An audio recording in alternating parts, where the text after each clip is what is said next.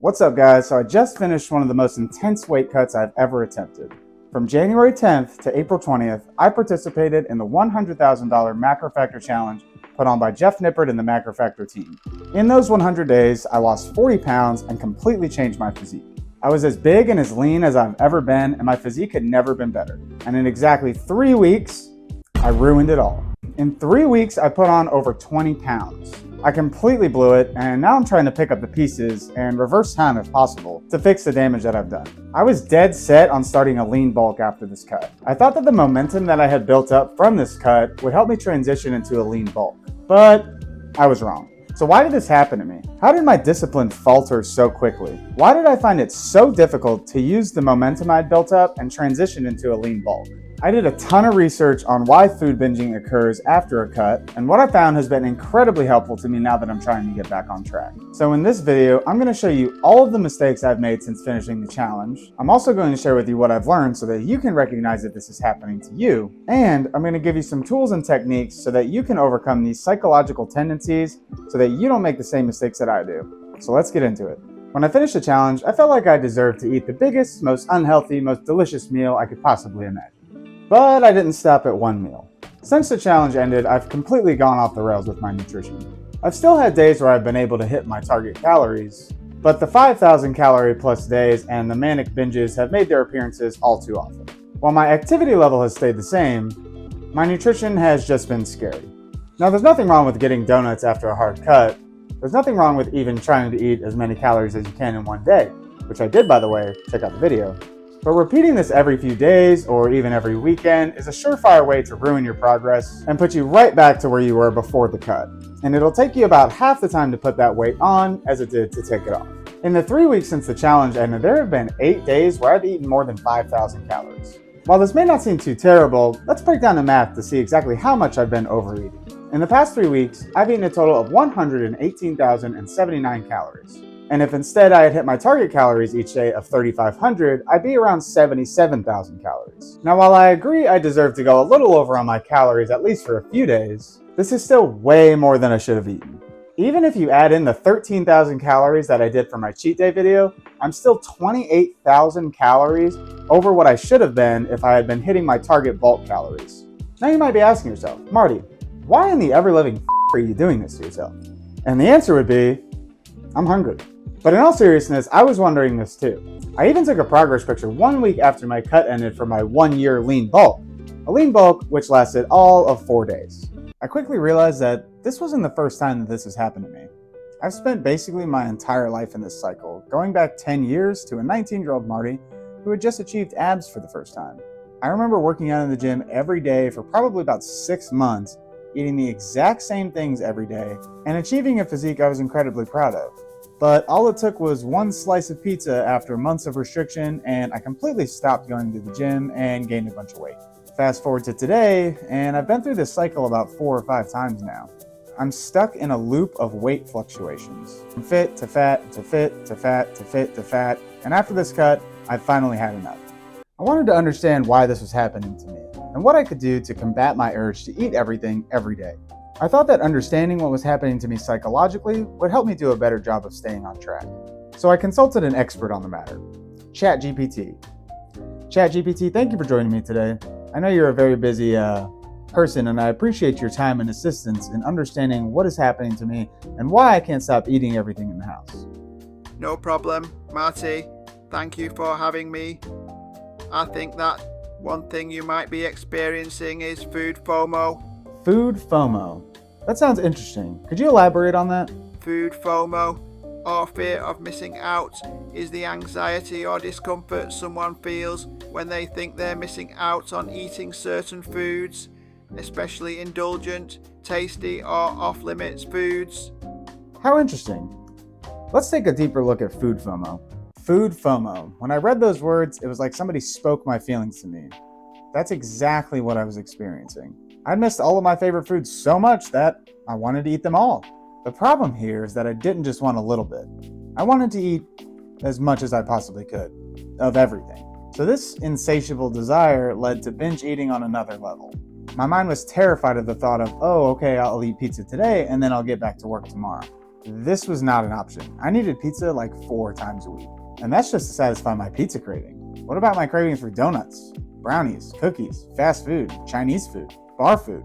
You see where this leads. Endless unsatisfaction and fear of being able to enjoy my favorite foods, which leads to months of overindulging, tens of pounds gained, a cut triggered by all the weight I've gained, a successful cut, and the cycle restarts. Understanding that this was happening was huge for me. It really put things into perspective, and just being aware of this as an issue helped me get back on track. And not only look for ways to overcome this, but it reframed my perspective and completely changed the way I look at food. Like they say, knowing is half the battle.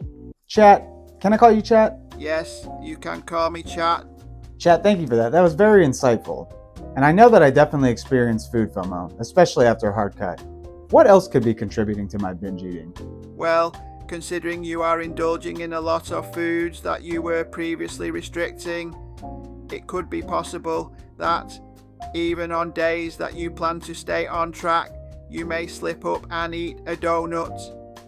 While that actually is a really good thing to do, it could also be triggering something called counter-regulatory eating, otherwise known as the what the hell effect.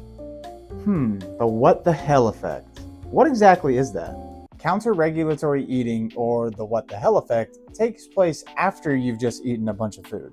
The normal response to eating a lot of food is to eat less food because your body recognizes that you've just ingested a lot of calories.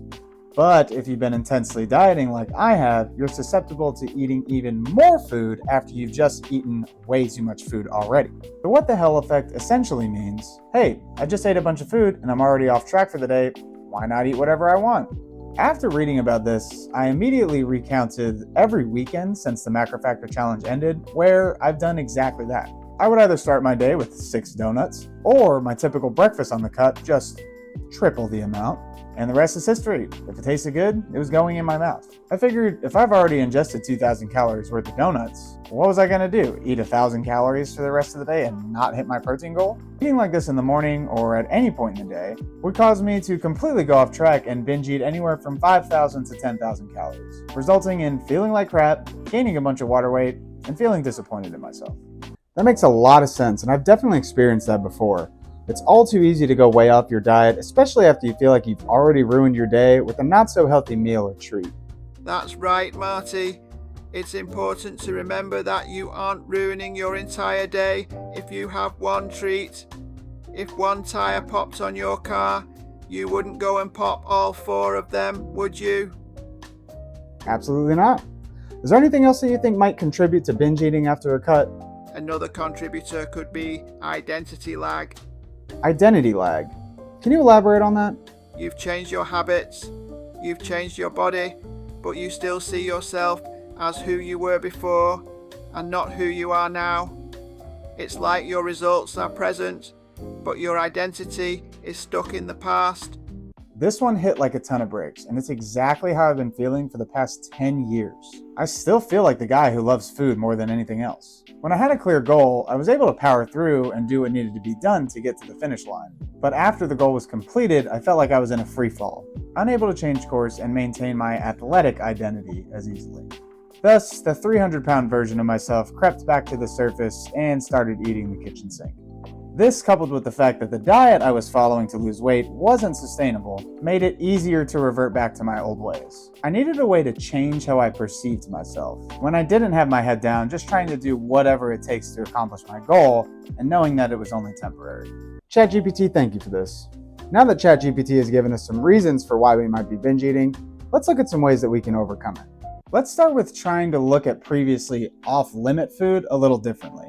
When you're coming out of a cut, sometimes it feels like you must eat delicious food right now and eat as much as possible because you're afraid you won't be able to have it again. Try to understand that the food isn't going anywhere. You can eat it whenever you want, just try to control your portions when you do so. Reintroduce foods gradually and intentionally. This will help you retrain your brain to see those foods as normal and not forbidden. Try to eat small portions of the food you crave during the cut without restriction. Eat it slowly and mindfully, and try to enjoy it as much as possible. It might also help to eat it while you're not distracted so that you can really focus on enjoying the food itself. Try to plan out your indulgence. Set a day or a meal where you know you're going to indulge in something delicious, and try to make it fit your diet as best as possible. One way I'm planning on doing this is eating in a slight deficit for a few days to save up some calories. This will help reduce rebellious eating and make the food more enjoyable. Just make sure that the deficit isn't so large that by the end of it you feel like you need to go crazy and overeat again. Try not to be a perfectionist when it comes to dieting. Understand that eating too many calories, whether you're on a cut or not, does not mean that you've ruined your whole day. You can still be on track if you mess up in the morning or at night. One slip up should not ruin your entire day. It can also be helpful to focus on your weekly calories versus your daily calories. If you're more focused on how disciplined you've been throughout the whole week, one slip up one day might not seem like that big of a deal. Also, try to avoid drastically undereating the day after overeating. While balancing it out might seem like a good idea, it's better to just go back to eating normally again the day after. You don't want to end up binging again because you decided to be restrictive again. Try to clearly define your goals and your identity. If you're trying to lean bulk like I am, remind yourself you're eating with a purpose, to gain muscle. And on that note, focus on what you are building. Track your weight and your reps. If you're getting stronger or adding reps, that's a clear sign that what you're doing is working. And that's something to celebrate. Lastly, check in with yourself. Focus on what you need.